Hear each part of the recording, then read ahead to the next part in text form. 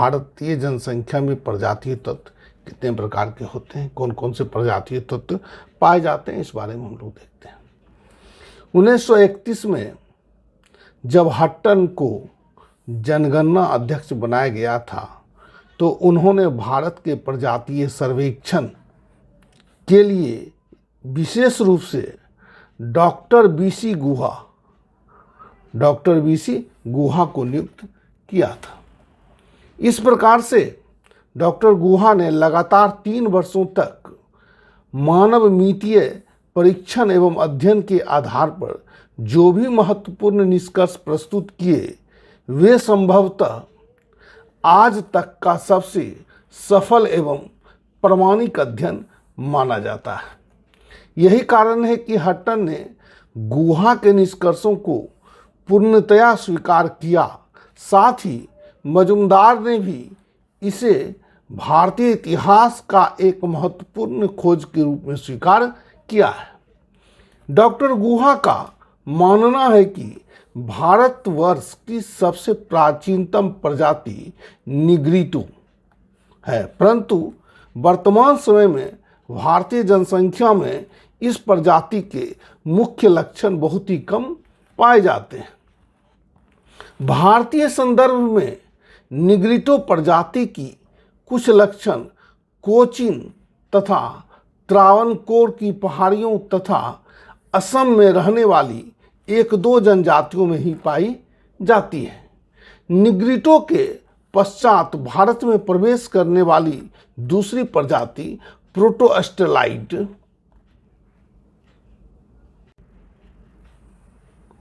थी, जिसकी शारीरिक विशेषताएं ऑस्ट्रेलिया के मूल निवासियों से मेल खाती है। प्रोटोस्टेलाइड के पश्चात भारत में आने वाली प्रजाति मंगोलाइड थी तथा भारत में मंगोलाइड प्रजाति की 2 शाखाओं का प्रवेश माना जाता है। प्रथम शाखा प्राचीन मंगोलाइड के नाम से जाना जाता है और दूसरी शाखा तिब्बती मंगोलाइड के नाम से जाना जाता है। भारतीय जनसंख्या में पाई जाने वाली एक और प्रजाति भूमध्य सागरीय यानी द मेडिटेरियंस है, जिसकी 3 शाखाओं ने भारत में प्रवेश किया था। पहला है प्राचीन भूमध्य सागरीय, दूसरा है भूमध्य सागरीय और तीसरा जो है पूर्वी प्रारूप के नाम से जाना जाता है। इसके अतिरिक्त डॉक्टर गुहा के अनुसार भारत में पश्चिमी चौड़े सिर वाले लोग 3 प्रजातियों से संबंधित थे। पहला है अल्पाइन, दूसरा है डिनारी और तीसरा है आर्मेनाइट। ठीक है, इस प्रकार से डॉक्टर गुहा ने उपरोक्त प्रजाति के अतिरिक्त भारतीय जनसंख्या में नॉर्डिक प्रजाति का भी समावेश बताया है। इस प्रकार से डॉक्टर गुहा ने भारतीय जनसंख्या में 6 प्रजाति एवं 11 उप प्रजाति तत्व का वर्गीकरण किया है, जो निम्नलिखित है। पहला है निग्रिटो, है ना, इसको मूल प्रजाति माना गया है, जो कोचीन तथा त्रावणकोर की पहाड़ियों में रहने वाली कादर एवं पनियन जनजाति, पूर्वी बिहार के राजमहल की पहाड़ियों की कुछ जनजाति, है ना, बगल में लिख दिए हैं ताकि आपको सुविधा होगा, है ना। देखिए, और दूसरा है प्रोटोस्टेलाइड, दक्षिण भारत के भील एवं चेचू जनजाति इसके अंतर्गत आते हैं। ठीक है ना। तीसरा है मंगोलाइड, है ना, मंगोलाइड भी 2 भागों में विभाजित किया गया है। मंगोलाइड में क्या है, प्राचीन मंगोलाइड, इसे भी 2 भागों में है। एक लंबे सिर वाले, है ना, जो असम में पाए जाते हैं, और दूसरा है चौड़े सिर वाले, जो बर्मा एवं नागालैंड में पाए जाते हैं। इसके बाद आता है तिब्बती मंगोलाइड। तिब्बत मंगोलाइड जो है यह भूटान और सिक्किम में पाया जाता है। यहाँ पर आप देख रहे हैं ऊपर में लिखा हुआ है, लिखे हैं कि भारतीय जनसंख्या में जनजातीय तत्व। इसका मतलब हुआ ये जो आपका निग्रिटो, प्रोटोस्टेलाइड और मंगोलाइड है, सिर्फ इसकी चर्चा करना है, सिर्फ जनजातीय तत्व की होगा। भारतीय जनसंख्या में जो है जनजातीय तत्व की बात की जाएगी, इस तरह का क्वेश्चन आएगा, तो आपको सिर्फ निग्रिटो, प्रोटोस्टलाइट और मंगोलाइट के बारे में लिखना पड़ेगा। चलिए ठीक है। चौथा है भूमध्य सागरीय यानी द मेडिटेरियन। ये भी देखिए आप, इसे 3 भागों में इसे विभाजित किया गया है। एक है प्राचीन भूमध्य सागरीय, ये कन्नड़, मलयालम, तमिल भाषा बोलने वाले लोग हैं। भूमध्य सागरीय ये पंजाब और गंगा घाटी के स्थानों में पाए जाते हैं। पूर्वी प्रारूप यानी ओरिएंटल टाइप ये पंजाब, राजस्थान और सिंध प्रदेश में पाए जाते हैं। अब 5वां है पश्चिमी चौड़े सिर वाले, है ना। तो ये भी 3 प्रकार का है ना। एक अल्पाइन है जो गुजरात में पाया जाता है, दूसरा डिनारी है जो कुर्ग वासी है, और तीसरा आर्मेनाइड है जो बम्बई के पारसी लोग हैं। बहुत इंपॉर्टेंट है, आर्मेनाइड शाखा का प्रतिनिधित्व करते हैं। बम्बई के पारसी लोग आर्मेनाइड शाखा के प्रतिनिधि हैं। और छठा है नॉर्डिक यानी कश्मीर, राजस्थान और पंजाब, ये 3 जगह के जो है पाए जाने वाली जो जनसंख्या है वह नॉर्डिक के अंतर्गत आता है। ठीक है ना। अब 1 बाय 1 करके सबको एक्सप्लेन करते हैं, है ना। पहला है निग्रिटो। डॉक्टर गुहा के अनुसार निग्रिटो भारत का सबसे प्राचीनतम प्रजातीय तत्व माना गया है, जो निग्रो प्रजाति का एक शाखा है जिसका कद बहुत ही नाटा होता है। निग्रिटो के शारीरिक संरचना के अंतर्गत नाटा कद, गहरा काला रंग, काले ऊनी बाल, चौड़ा सिर, मोटे ओंठ और चौड़ी नाक होती है। इस प्रजातीय तत्व के कुछ चिन्ह कोचीन तथा, यहाँ पर देखिए आ गया कोचीन तथा त्रावणकोर की पहाड़ियों में रहने वाले कादर और पलियन नामक जनजाति है। असम की अंगामी नागाओं में तथा पूर्वी बिहार के राजमहल की कुछ जनजातियों में इस प्रकार के गुण एवं तत्व पाए जाते हैं। अब है प्रोटोस्टलाइट, है ना। गुहा के अनुसार भारत में बाहर से आकर बसने वाली प्रथम प्रजाति प्रोटोस्टलाइट ही थी।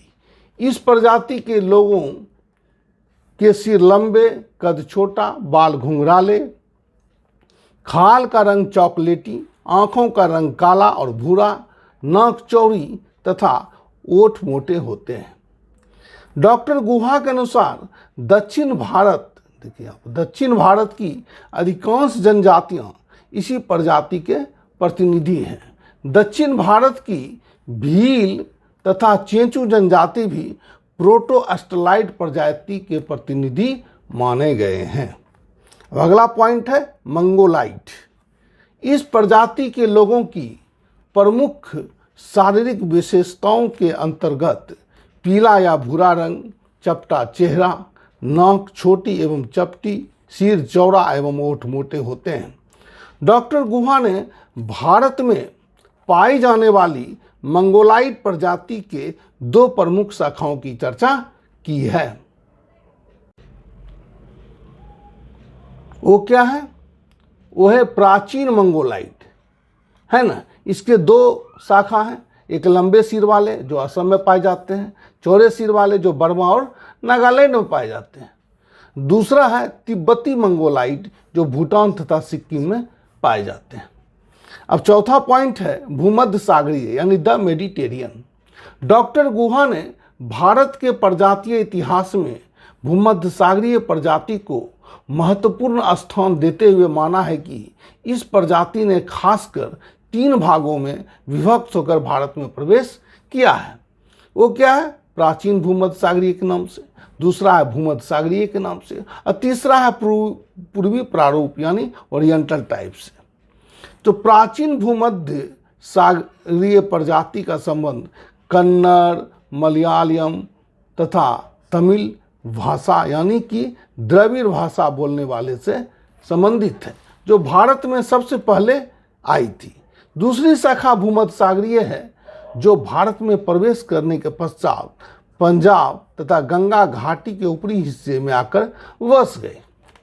और इस प्रजाति के तीसरी शाखा को पूर्वी प्रारूप इसलिए कहा जाता है कि दूसरी शाखा भूमध्य सागरीय का यहाँ के निवासियों से सम्मिश्रण होने से इसकी उत्पत्ति हुई है, जिसका भौगोलिक विस्तार पंजाब, राजस्थान, सिंध तथा पश्चिमी उत्तर प्रदेश तक पाए जाते हैं। अगला पॉइंट है पश्चिमी चौड़े सिर वाले, है ना। तो डॉक्टर गुहा ने भारत की जनसंख्या में पश्चिमी चौड़े सिर वाले प्रजाति के 3 प्रकारों की चर्चा की है। तो 3 प्रकार क्या हैं? आल्पाइन जो गुजरात में पाए जाते हैं, दिनारी जो कुर्ग प्रदेश में पाए जाते हैं, अर्मिनाइट यानी बम्बई के पारसी लोग इसके प्रतिनिधि हैं।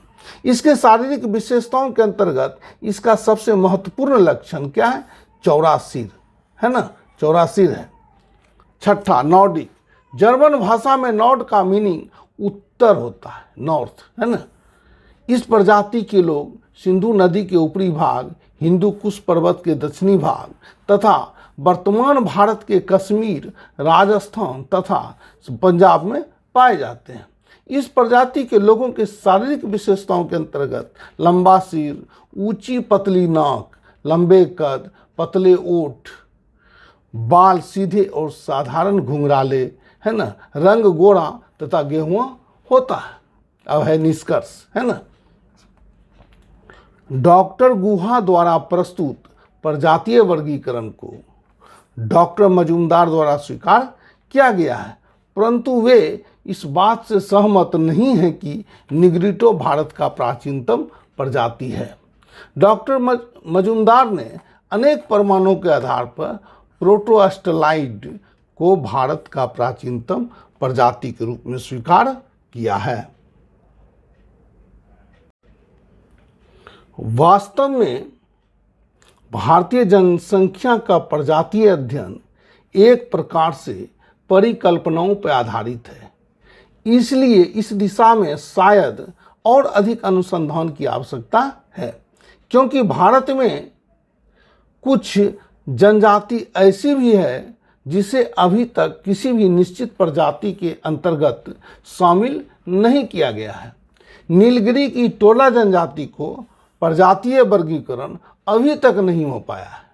इसलिए कहा जा सकता है कि भारतीय जनसंख्या में प्रजातीय तत्व का अध्ययन एक प्रकार से अत्यधिक जटिल समस्या है। यह समय समय पर विभिन्न प्रजातियां आई और उनमें पारस्परिक सम्मिश्रण भी हुआ। परिणामतः वे सभी अपने मौलिक रूप में नहीं रह पाए। इसलिए मजूमदार ने सही कहा है कि एक ओर भारत प्रजातियों का अजायब घर है, तो दूसरी ओर यह प्रजातियों का द्रव